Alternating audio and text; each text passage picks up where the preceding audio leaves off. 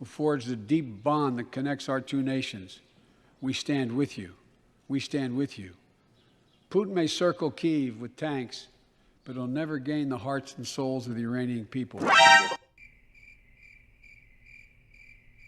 But he'll never gain the hearts and souls of the Iranian people.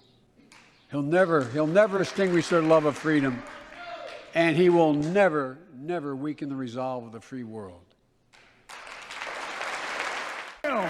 As one people, one America, the United States of America. God bless you all, and may God protect our troops. Thank you. Go get him. Go get him. I'm not quite sure who's going to get who, but he looks excited. Good evening, Ape Nation. Guys, what's going on? It is Wednesday, March 2nd, 2022. President Joe Biden, who I affectionately refer to as G.I. Joe, gave his first Day of the Union address last night, and it was hailed as a historic moment. And he touched in on a bunch of different subjects, mostly about Ukraine. He didn't talk too much about domestic policy, the overrun border, inflation out of control, and the corrupt stock market. But he did mention that the ruble is down 30% and they are crushing the Russian oligarchy. As the room filled of the American oligarchy stood up and clapped. And all I'll say to that is, what comes around goes around. So you put the squeeze on somebody, they're going to squeeze back. We also had AMC's earnings call yesterday with Aron, and they touched on a bunch of different subjects. Unfortunately, no solid announcement about a coin yet, a crypto coin for AMC, but it is supposed to be still worked on. But we'll talk about the earnings call, we'll talk about the State of the Union address, and we'll talk about going live tonight, all when we come back from this intro. So before we get too far ahead of ourselves, cue the speeder.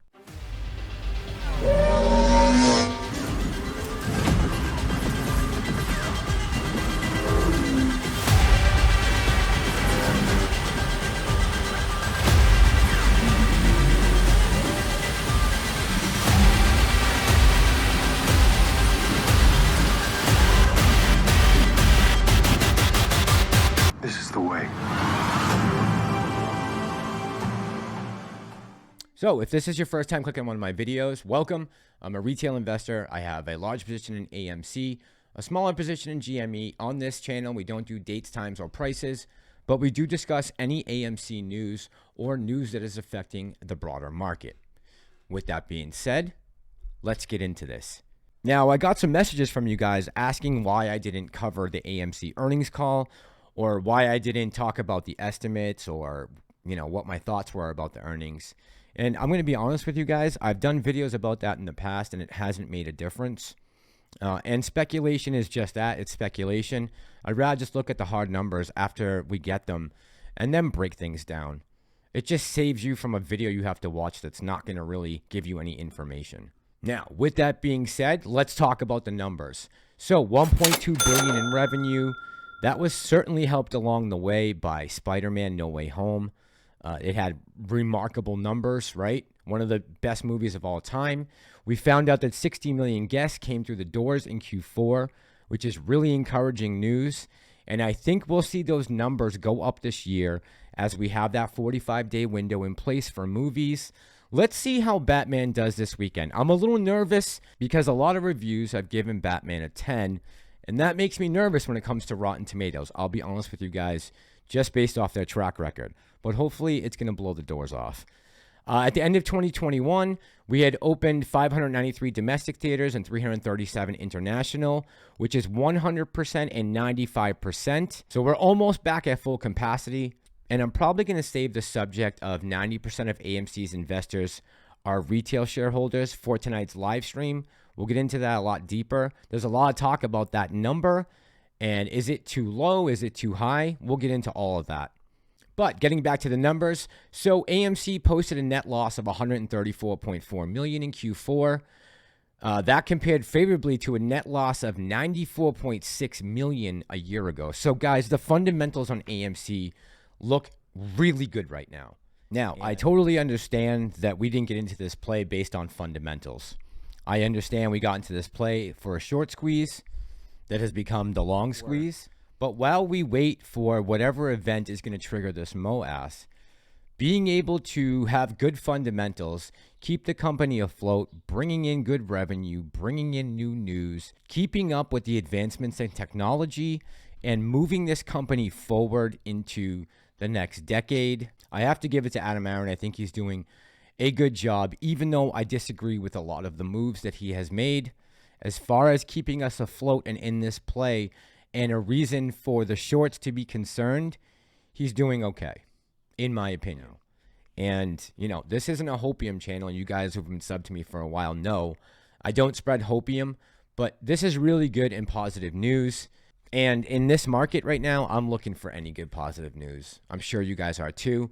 We ended 2021 with $1.8 billion in liquidity and $1.6 billion in cash and cash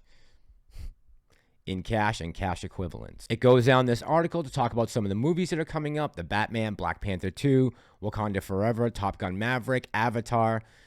It's probably going to be a good year in the box office. At least I'm hoping so. Aron talked a lot in the call about things moving forward. He talked about an AMC credit card, which is just more revenue coming in. He talked about the popcorn business, more revenue coming in. He talked about the NFTs and possibly on resales. He talked about variable prices, like for Batman this weekend, that prices might go up domestically for these movies.